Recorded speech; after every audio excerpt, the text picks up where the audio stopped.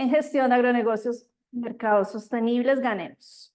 Y cuenta con una licenciatura en Ciencias Agrícolas de la Universidad EAR. Tiene experiencia en desarrollo sostenible y gestión de sistemas de producción agrícola. Participa en el programa interinstitucional Descubre en Costa Rica, liderando cadenas de valor para diversificar la oferta exportable del país. Anteriormente, fue gerente de producción y plantación en Yellow Valley, supervisando la producción de fibra vegetal. Su proyecto sobre el aprovechamiento de tallos de musa balbiciana fue reconocido por GIZ. Adelante, Ariana. Hola, muchas gracias por la bienvenida. Y bueno, inicialmente comentarles que conocer las tendencias y mercados en Europa es crucial para identificar oportunidades de exportación, adaptar nuestros productos a las demandas actuales y competir eficazmente. Nos complace darle la bienvenida a nuestro expositor, cuya experiencia es sumamente valiosa. Él es Gustavo, es un experto en comercio internacional y desarrollo con 17 años de experiencia, especializado en promover el comercio sostenible, de productos orgánicos, ingredientes naturales para alimentos, cosméticos y salud, entre algunos como el cacao y el café.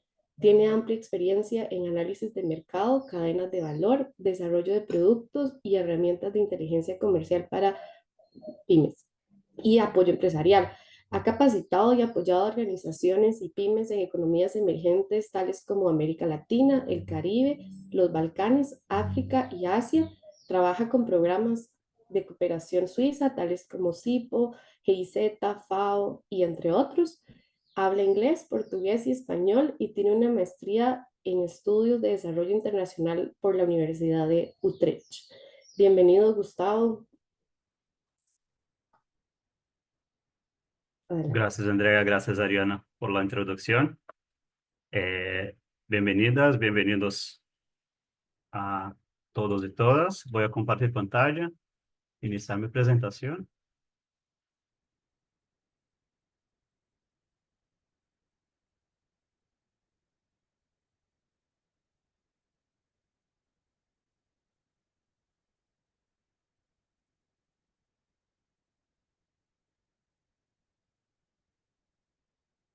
Si me confirman, Todavía no la vemos en modo presentación. creo Vemos que ahora. está carga. Ahora sí. Sí, ahora sí. Ya, demoró un poquito porque, bueno, acá es madrugada. Estoy a la medianoche de acá. Estoy en los Países Bajos, en Ámsterdam, en los Países Bajos. Un gusto estar acá y les agradezco mucho por la invitación para poder hablar un poquito sobre unos temas que vengo encontrando en diferentes partes de mi trabajo.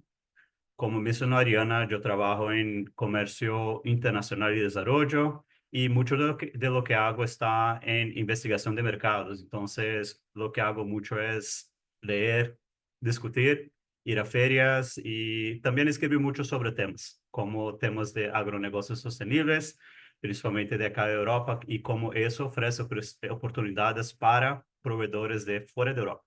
Entonces yo trabajo mucho con esta promoción de importaciones venidas desde países en vías de desarrollo o como llamamos hoy en día, países emergentes. Hoy lo que quería contarles está mucho conectado a desarrollos, tendencias y innovación en el mercado europeo para productos agroindustriales sostenibles. Entonces son cadenas globales, entonces vamos a hablar sobre materias primas, productos y otros conceptos también de Latinoamérica. Hablaremos sobre regulación europea, sobre economía circular, la consolidación de mercado como uno de los desarrollos que vemos de mercado europeos y modelos de negocios sostenibles, entre otros temas que podemos discutir en estos 20 a 30 minutos con ustedes. Algunos temas destacados están acá.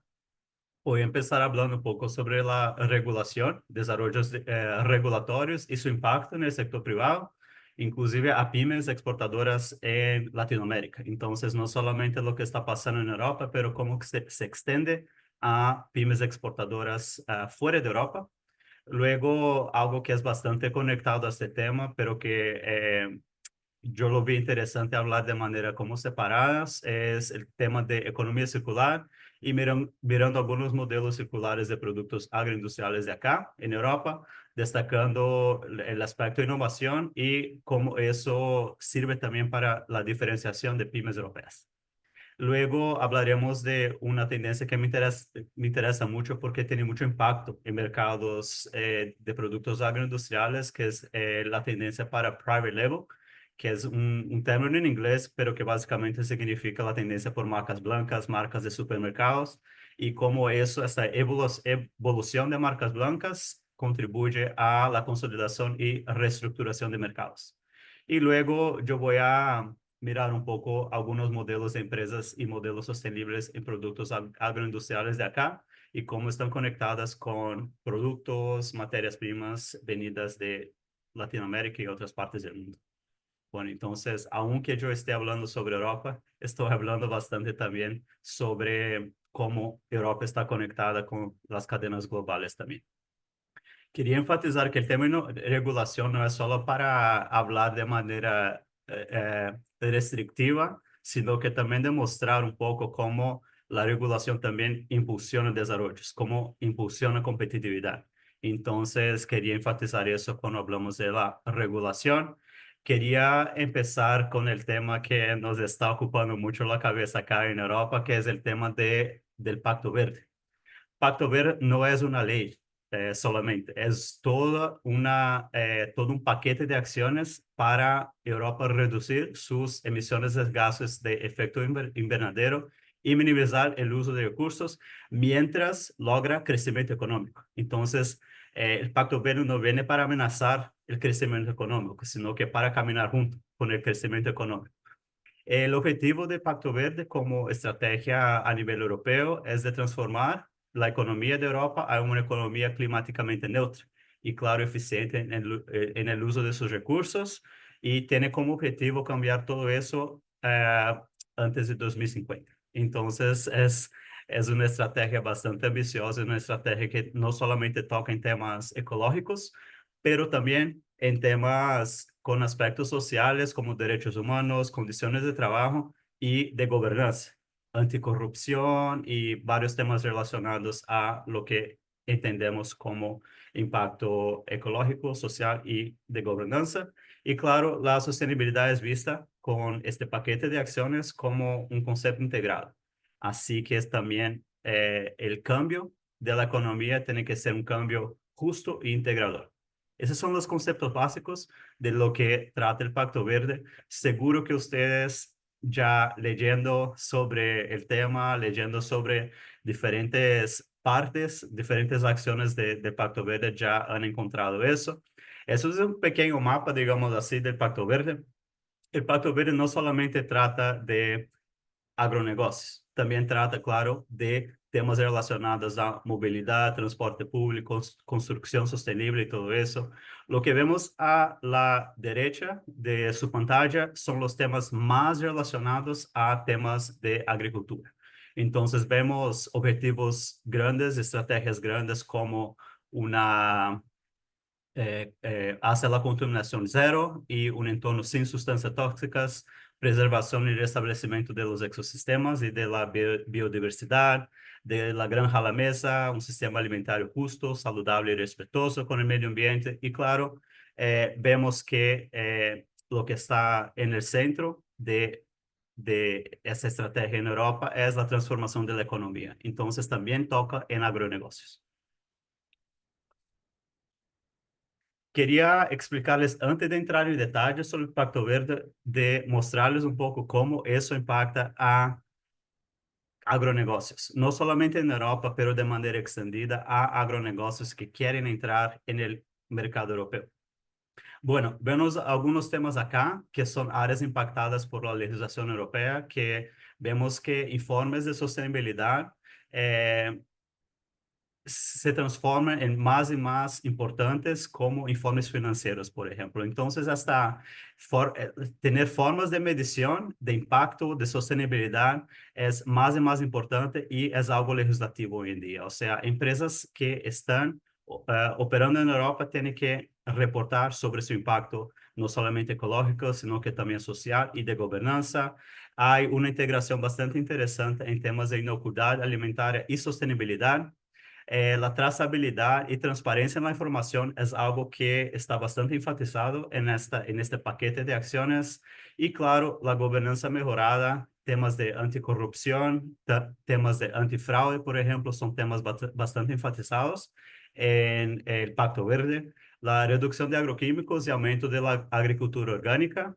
Reducción de la deforestación importada, o sea, la deforestación hecha en países fuera de Europa, que es directamente dirigida a café, cacao y otros commodities. Voy a enfatizar este tema cuando les explique más adelante. Y claro, enfatiza mucho la economía circular, que está conectada a la reducción de la pérdida de alimentos, las mejoras de la gestión de residuos y claro, de la transformación de productos en envases amigables con el medio ambiente, por ejemplo, con monodosis de café que sean reciclables, biodegradables, etcétera. Y claro, respeto al consumidor.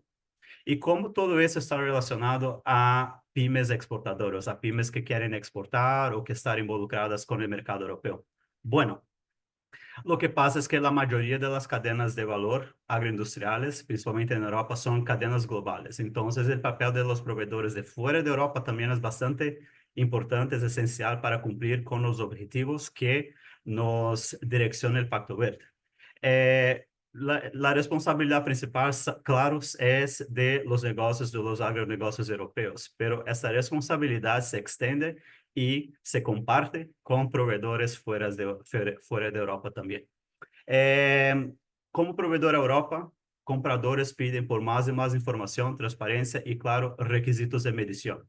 Y en algunos casos muy extensos, como es el caso de la ley de no deforestación, que pide trazabilidad a nivel de finca. Entonces vemos que hay muchas consecuencias y muchas preguntas a responder y mucho más documentación involucrada con el cumplimiento del Pacto Verde y mucho más estándares de sostenibilidad a lo largo de la cadena de suministro.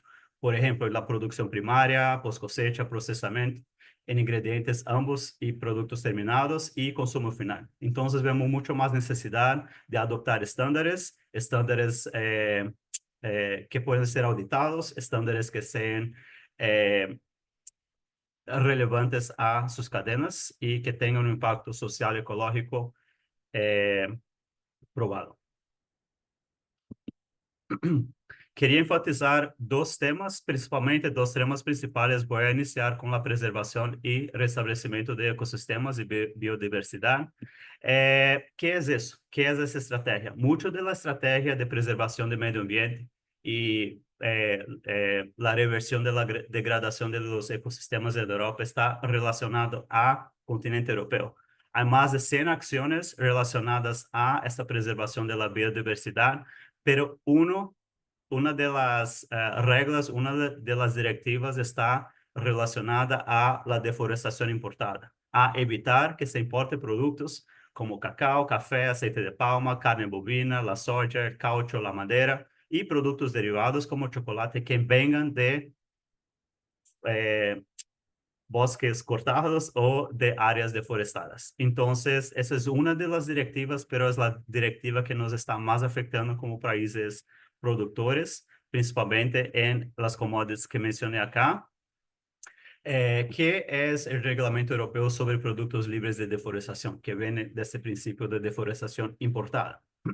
Son normas obligatorias de diligencia debida, o sea, para los operadores que comercializan productos básicos específicos en la Unión Europea, por ejemplo, el café, el cacao, derivados de cacao, chocolate, asociados a la deforestación y degradación forestal. Esta regulación está asociada a un sistema de evaluación comparativa entre países, o sea, países seleccionados tienen más o menos riesgo y este nivel de riesgo está determinado por una serie de factores que incluyen la presencia de bosques en el país y en áreas de producción, la prevalencia de deforestación en el país, la disponibilidad y validez de la información y preocupaciones institucionales como corrupción. Y claro, la complejidad de cada cadena de suministro. ¿Y qué quiere decir este reglamento? ¿Qué nos va a exigir? Está basada en tres principios principales. Uno es acceso a la información. Y ahí que les mencioné, los estándares de trazabilidad son muy altos y nos piden para para regalar, para providenciar coordenadas geográficas de las parcelas de producción y que puedan monitorear cambios en el uso de la tierra.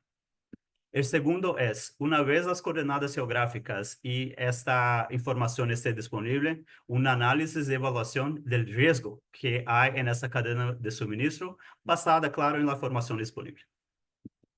Terceiro princípio, la mitigación. Una vez identificados los riesgos, medidas de mitigación adecuadas y proporcionadas para evitar que haya deforestación en las áreas de producción. Acá les enseño un ejemplo de una de las empresas de café que ya sí están haciendo preguntas relacionadas al cumplimiento de esa regulación de sus proveedores. Es una empresa de una tostadora de café acá en los Países Bajos y podemos ver que las empresas ya están pidiendo por la información y si los productores y exportadores ya tienen sus coordenadas hechas de las parcelas de producción y cuál sistema están usando. Entonces, es importante mencionar acá que no solamente este tipo de comprador está pidiendo por información como cumplimiento de derechos humanos, cumplimiento de otros temas como certificación, pero también están buscando ese tipo de información ya en este momento para organizar sus cadenas de suministro. Yo estoy yendo súper rapidito en este tema, es un tema para discusión por como varias horas, pero quería darles la información principal y a través quizás de las preguntas podemos iniciar una discusión sobre eso. Un otro tema que nos trae el Pacto Verde es el tema de la granja a la mesa, que está muy conectado al tema trazabilidad. La estrategia de la granja a la mesa contiene más de 30 iniciativas en varios temas a lo largo de la cadena productiva, o sea, en la producción de alimentos, en la producción sostenible de alimentos, por ejemplo, la reducción en el uso de pesticidas, manejo integrado de plagas, transparencia en las cadenas alimentarias, en la transformación y distribución sostenibles. Vemos el tema de gobernanza corporativa, códigos de conducta y, claro, reformulación de alimentos, porque mucho de lo que vemos acá está también relacionado a la salud humana. Vemos el tema de consumo sostenible de alimentos con el tema de información al consumidor, como el etiquetado en productos terminados, indicación de origen y, claro, una marca en un marco de etiquetado para productos sostenibles para que el consumidor pueda identificar si el producto que está consumiendo es considerado sostenible. Y claro, prevención de pérdidas y de desperdicio alimentario que está muy conectado al tema de economía circular, que vamos a hablar un poquito más adelante. Quería hablar más específicamente sobre el código de conducta que está ahí en la parte de transformación y distribución sostenibles. Eso es parte, este código de conducta para prácticas comerciales y de marketing responsable de alimentos está conectada a la estrategia de la granja a la mesa del Pacto Verde. Y fue un acuerdo firmado por 65 empresas y asociaciones en Europa en 2021 que tienen su compromiso de no solamente cambiar sus prácticas, pero también de monitorear e informar autoridades sobre sus progresos, sus metas y progresos con relación a estas metas. Y claro, lo que vemos, lo que es muy interesante que les mencioné anteriormente, la legislación no sirve solamente para restringir, pero este tipo de legislación nos sirve mucho para impulsionar desarrollo de productos y reformulación de productos. Y ahí está una oportunidad bastante interesante para proveedores a la Unión Europea, proveedores de ingredientes, proveedores de productos que sean considerados saludables, innovadores e interesantes para la industria.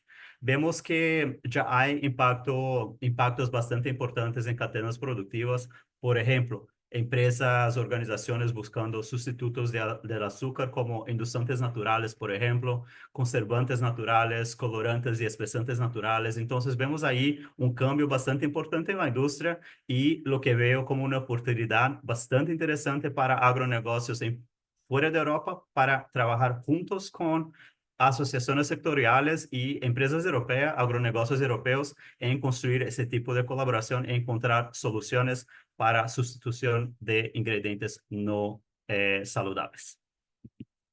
Acá yo les enseño un ejemplo bastante interesante, que es una empresa que hace soluciones para bebidas. Acá en Europa se llama Döller y vemos que más y más están usando diferentes soluciones naturales, soluciones para colorantes venidos de productos naturales, alimentos. Y vemos acá a la derecha, vemos la Asociación de Refrescos en Europa en su objetivo bastante importante de sustituir el azúcar con endulzantes alternativos, como los endulzantes naturales como stevia, por ejemplo. Bueno, lo que está muy conectado a Pacto Verde también es la idea de economía circular, que es desarrollar productos y que nos muestre el potencial de upcycling, o sea, transformar residuos en fuentes viables de ingresos. Eso nos da nuevas oportunidades también de no solamente desarrollar productos que nos parezcan interesantes en nuestros países, pero también de colaboración en materias primas para la industria europea. Bueno, les voy a mostrar algunos ejemplos. Yo tengo acá ejemplos de soluciones que algunas empresas encontraron para fibras dietéticas, procedentes de cáscaras de frutas, por ejemplo, el uso para cascarilla de cacao y café para infusiones, la harina de algas y oleaginosas para barritas de cereales, el uso de aguas aromáticas, proteína de la extracción de aceite y diferentes otros productos que son usados en este momento para producir conceptos, para producir productos sostenibles acá en Europa. Yo les traigo dos ejemplos que veo como bastante interesantes y icónicos.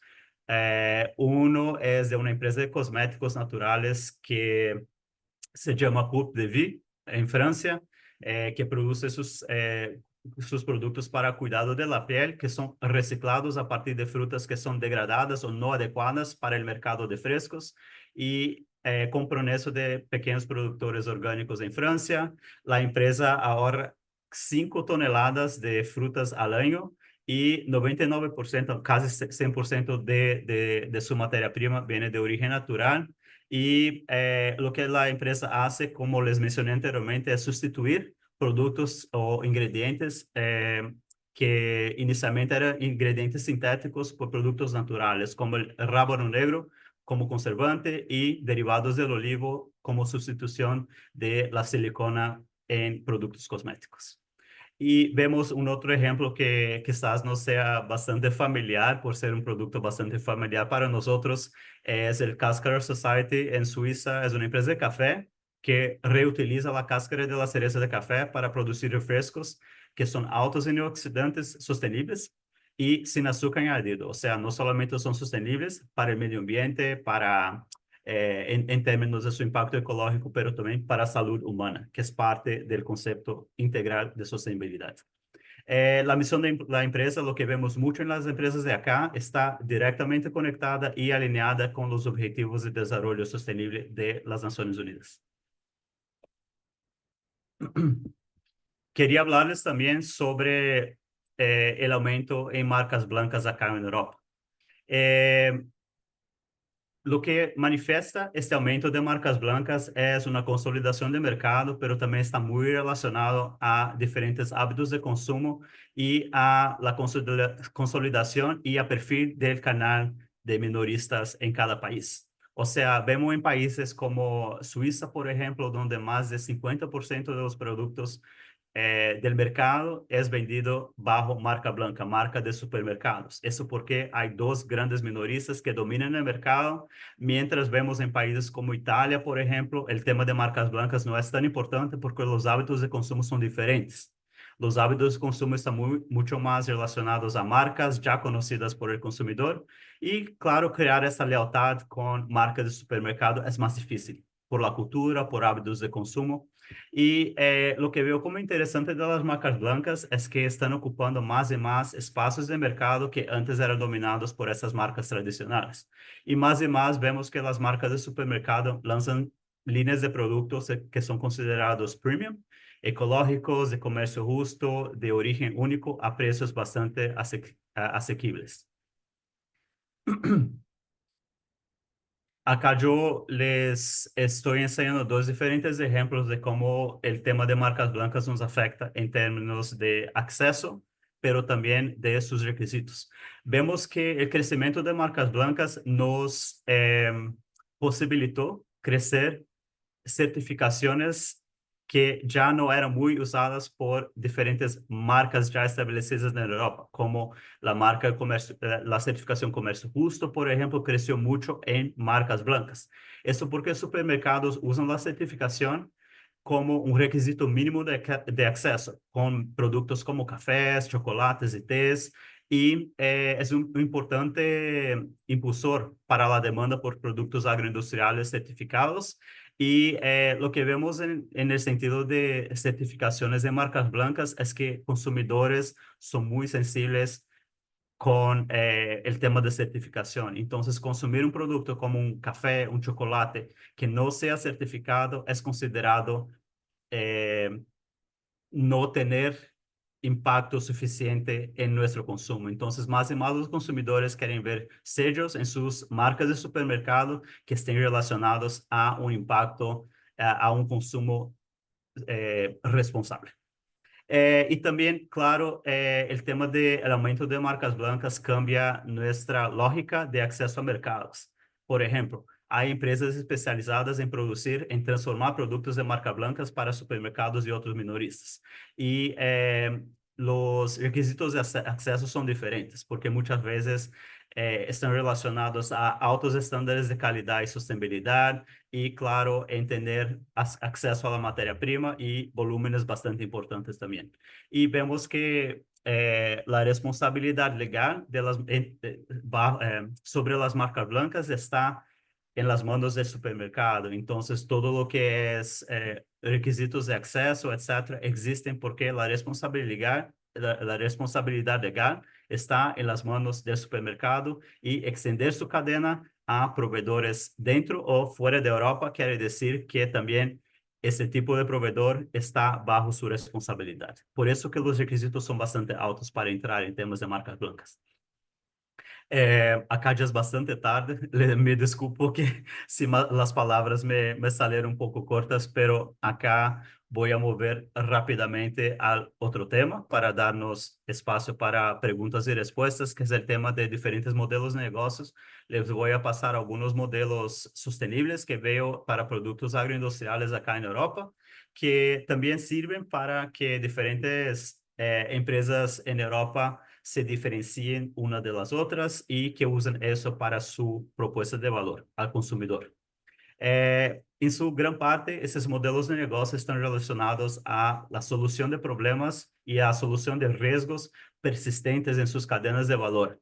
Entonces, vemos que ese tipo de solución está muy integrada a su visión y a sus principios sostenibles desde el inicio.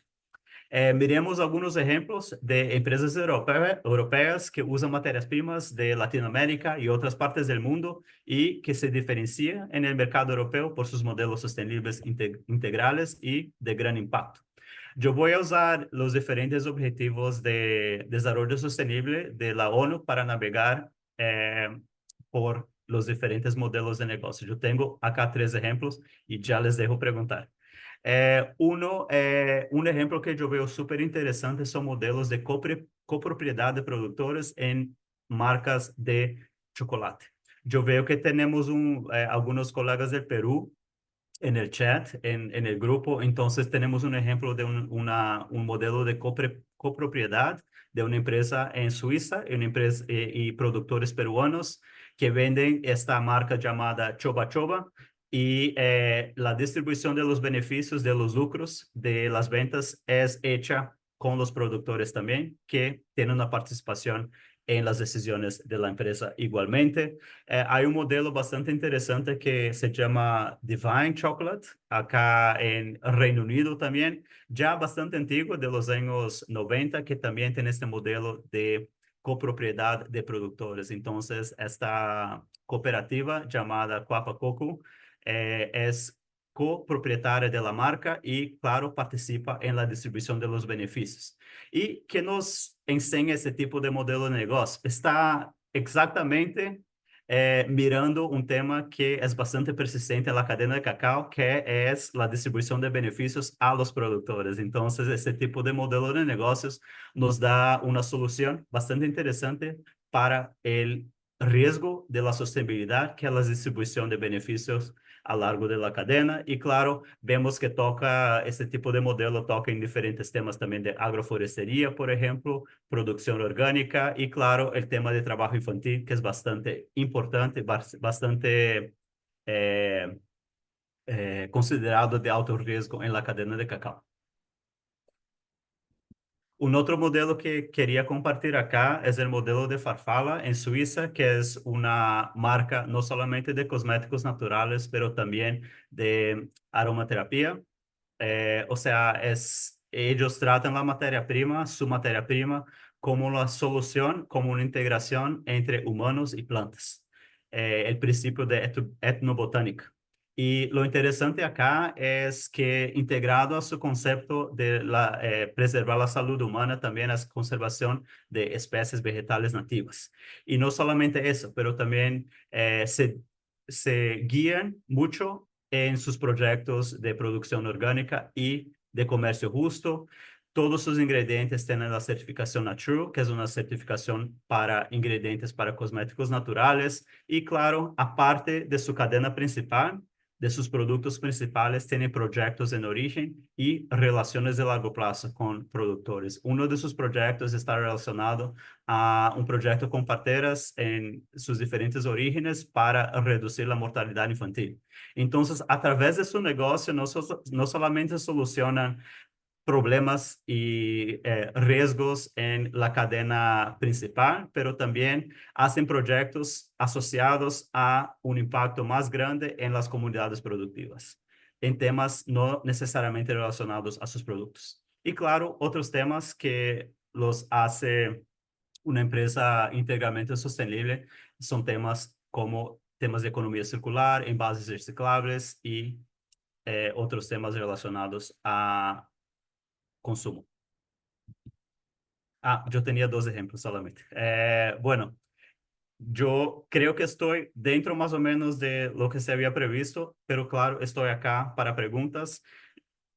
Yo hice una navegación súper rápida por temas que veo relevante acá en el mercado europeo y abierto a preguntas.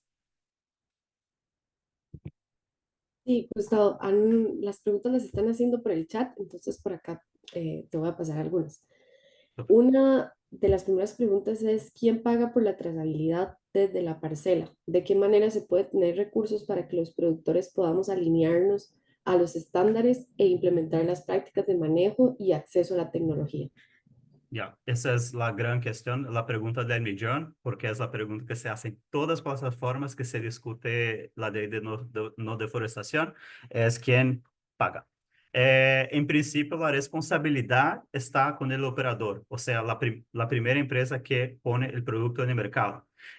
La responsabilidad de quien paga no está descrita en la regulación, entonces es básicamente, tiene que ser un acuerdo entre este comprador y su proveedor. El comprador no va a estar en el campo todos los días, así que va a depender del productor para ese tipo de información. Entonces, los diferentes acuerdos de costos y todo eso no están en las manos de los legisladores, entonces será de un diálogo con los compradores. Infelizmente, así que es. Eso va a depender mucho del tamaño de las empresas, ambos las empresas productores, pero también las empresas importadoras, que muchas veces las empresas importadoras no van a tener los recursos tampoco. Entonces, es un tema que queda en abierto y es un tema que hay que discutir con sus respectivos compradores, ¿no?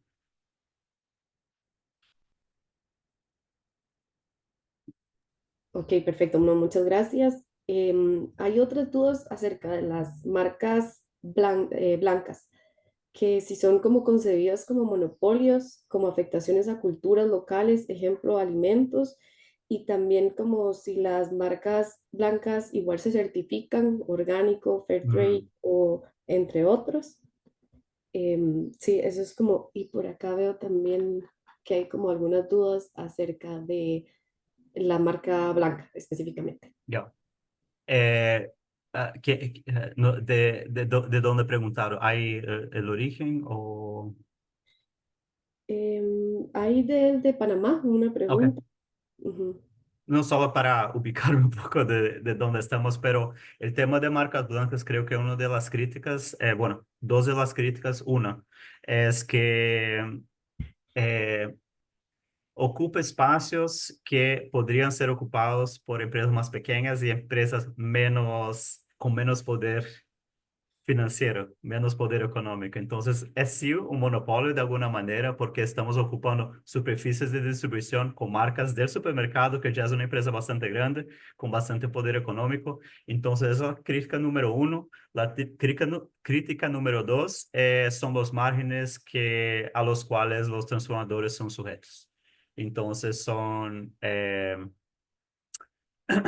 sí, ambos transformadores en Europa, pero también fuera de Europa, se están trabajando en esta cadena, estarían trabajando con márgenes bastante cortas, bastante reducidas y con volúmenes altos. Entonces, básicamente es un sistema de producción que exige brazo financiero, pero al mismo tiempo, por unidad, estamos hablando de márgenes bastante reducidas. Súper, gracias. Hay algunas otras preguntas también sobre los indicadores y estándares como tal. ¿Qué Ajá. indicadores? Perdón, como lo que mencionan es qué tipo de indicadores macro o qué marcos de referencia son los más oportunos, porque hay tantos Mm, indicadores de diferentes certificaciones como ejemplo, pero no son los únicos. Entonces, como también había otra que hablaba justamente también de los indicadores, que cuál es el marco de sostenibilidad, porque hay tantas mediciones sociales y ambientales, ya. entonces que si hay como un marco global. Eso va mucho de cada comprador. Entonces, a veces tenemos, por ejemplo, cadena de cosméticos, donde tenemos una empresa grande como L'Oréal. Ellos tienen sus principios de lo que es un producto sostenible y pasan eso para su importador y el importador va a exigir eso de su productor. Eso puede estar relacionado a alguna certificación a nivel producto o a nivel empresa. Yo veo un aumento de las multinacionales por la certificación o por el sistema de verificación de SMETA, de SEDEX, que está bajo 4 principios de sostenibilidad. Eso hubo un aumento. Algunas marcas más grandes también piden por Rainforest Alliance para las grandes commodities, por ejemplo, como café, cacao, pero eso va a variar mucho entre una empresa y otra, entre un supermercado y otro. Los supermercados para las grandes commodities tienen sus programas de sostenibilidad y en eso determinan lo que es considerado sostenible. Por ejemplo, hay un supermercado acá, lo más grande en los Países Bajos, que no considera que la certificación orgánica sea suficiente. Exige una certificación de impacto social también. Entonces, vamos a ver esta combinación de certificaciones y requisitos de acuerdo a la interpretación de cada comprador en el ámbito de su sector de lo que es sostenibilidad. Es una respuesta complicada para algo que parece sencillo, pero así es. Ok, perfecto. Bueno, por acá hay otras preguntas. Por ejemplo, también cómo un grupo organizado de pequeños productores agropecuarios ubicados en Latinoamérica puede ubicar un socio en Europa para establecer un modelo de negocios de Ya, copropiedad, por ejemplo. En otras palabras, si hay como portafolios de empresas europeas interesadas. ya. Uno de los recursos que yo más uso para encontrar potenciales empresas de colaboración, digamos así, depende mucho del producto, pero varios subsectores en Europa tienen sus asociaciones sectoriales y dentro de cada asociación ustedes van a ver que los miembros son las empresas más importantes de cada subsector. Por ejemplo, café, cacao, etcétera. Hay casi en todos los países en Europa tenemos los capítulos de los cafés especiales, por ejemplo. Entonces, yo empezaría de ahí, buscar este tipo de plataforma como asociaciones sectoriales. A veces tenemos plataformas de sostenibilidad a nivel sector y mirar sus miembros. Eso sería mi primera, hay diferentes maneras de hacerlo, pero eso sería mi primer instinto.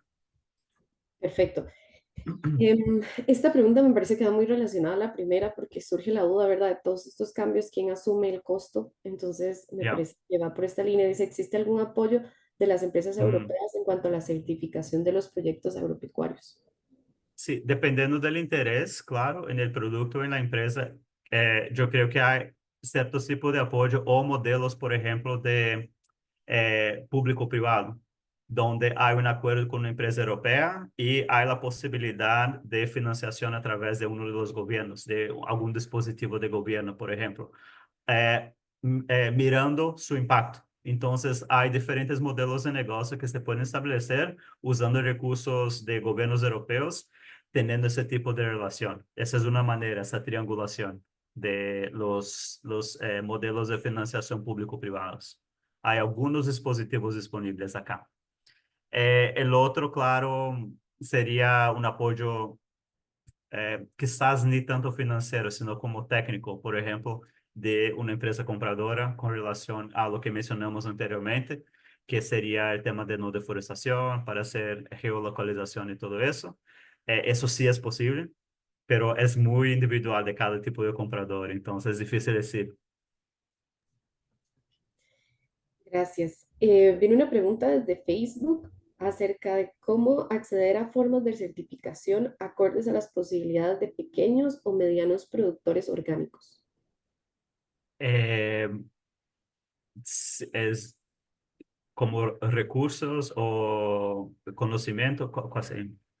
Sí, como cómo acceder a formas de Mm, certificación acordes, me imagino por el tema, digamos, del presupuesto, porque hay certificaciones. ah, ok. Justamente viene con otra que dice como qué tipo de certificaciones se hace directamente. Mm, He visto muchas certificaciones que se hacen por intermediarios y eso incrementa el mm. costo. Entonces creo que las dudas están siendo como del presupuesto para acceder a este tipo de certificaciones. Eh, históricamente, hacer certificaciones en grupo sería la solución. Hoy en día hay un techo en el número de productores autorizados y en el tamaño de las parcelas autorizadas para ese tipo de certificación en grupo. Entonces, dependiendo del tamaño del grupo, de cuántos productores, tamaño de las parcelas, yo creo que la solución sería este tipo de certificación en grupo.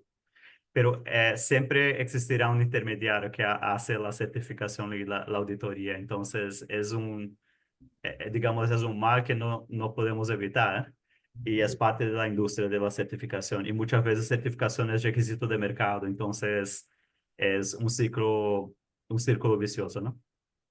Claro, sí, hay otras también como preguntas justamente de las certificaciones, porque terminan siendo acerca también como de los modelos de negocio, porque lo que se cuestiona acá es como quiénes obtienen mayores ingresos económicos, los pequeños productores o las certificaciones, Ya. y quiénes tienen mayor riesgo, las certificaciones o los pequeños productores. Entonces, creo que por ahí había como esas dudas para acceder a esas. Entendí. Hay un tema contradictorio con certificaciones. En mi visión de mercado, los modelos a veces más sostenibles, más directos con el productor, no exigen certificación, porque son cadenas pequeñas, directas y gestionables, digamos así. Pero cuando crecen los volúmenes, cuando crecen las cadenas, cuando las cadenas son más y más extensas, con más pasos, la certificación es usada como una manera de estandarizar un poco ese tipo de impacto, ese tipo de control de la cadena. Entonces, si estamos hablando de cadenas pequeñas más directas, hay opciones súper interesantes de contactos en el mercado, pero de modelos que no necesitan certificación, pero donde hay mucho más confianza, donde hay mucho más contacto con su comprador, pero que ni siempre crecen los volúmenes. Ok, perfecto. Vamos a terminar con esta última pregunta. Dale. Em, Esta es acerca si hay un realmente interés del consumidor hacia los productos sostenibles. Lo pregunto porque cuando se habla con productores de banano y piña, se dice que el consumidor no tiene la conciencia y es en los supermercados quien o pide, pero no lo quiere pagar. Ya. Y voy a juntarla con otra por acá que también menciona otros cultivos acerca de, aparte del cacao y el café, también qué otros cultivos son demandados en mercados europeos, especialmente en esta demanda del tema de sostenibilidad. Ya. De donde si hay demanda para productos sostenibles.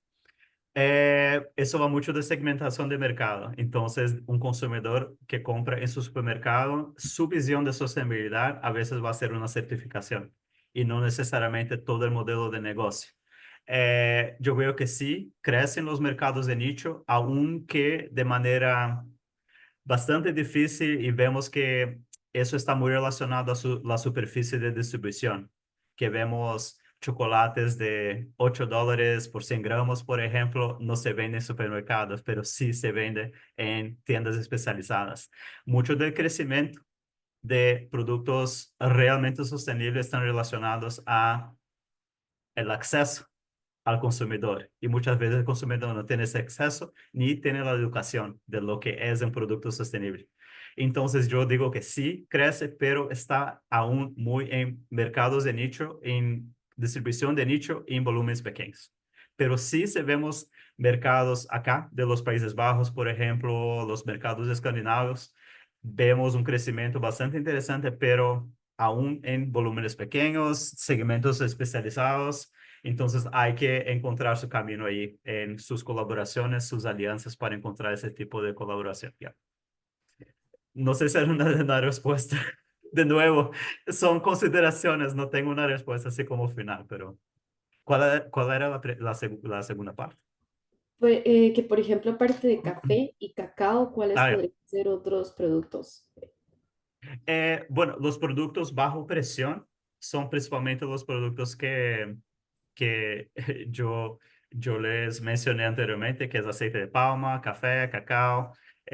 Tés también están bastante bajo presión. Son productos tradicionales, especies, son productos tradicionalmente vistos como productos de alto riesgo desde una perspectiva de sostenibilidad, que entrar con propuestas sostenibles para solucionar sus riesgos más altos es bastante interesante, porque estamos solucionando problemas persistentes. Entonces, mirar cuáles son los productos de percepción de más alto riesgo en el mercado, yo veo una salida bastante interesante en solucionar o por lo menos eh, proponer una solución sostenible para ese tipo de cadena.